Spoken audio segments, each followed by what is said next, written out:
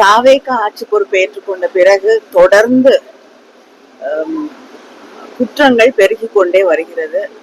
பெண்களுக்கு, குழந்தைகளுக்கு எதிரான குற்றங்கள், ஆணவ கொலைகள், லாக்அப்ல காவல்துறை கைதுக்கு பிறகு ஏற்படக்கூடிய மரணங்கள் என்று சட்டம் ஒழுங்கு சீர்கெட்டிருக்கக்கூடிய ஒரு சூழலை நாம் பார்த்து கொண்டிருக்கிறோம்.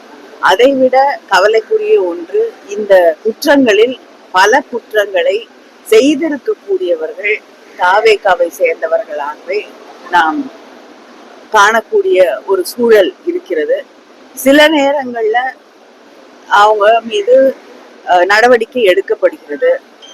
பல நேரங்கள்ல அங்க இருக்கக்கூடிய நிர்வாகிகள் மீது குற்றம் சுமத்தப்படும் பொழுது, அவர்களை நோக்கி விரல்கள் சுட்டப்படும் பொழுது எந்த நடவடிக்கையும் எடுக்கப்படுவது இல்லை என்பதை நாம் பார்த்திருக்கிறோம்.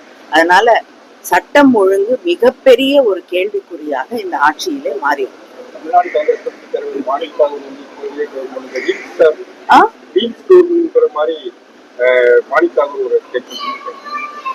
அவர் கவர்மெண்ட பத்தி பேசுறாருன்னா அது அவருடைய கூட்டணியில இருக்கக்கூடிய ஆட்சி. ஆனா சட்டமன்றமே ரீல்ஸ்க்காக தான் நடத்தப்படுகிறது என்ற உணர்வை அவர்கள் உருவாக்கி கொண்டிருக்கிறார்கள்.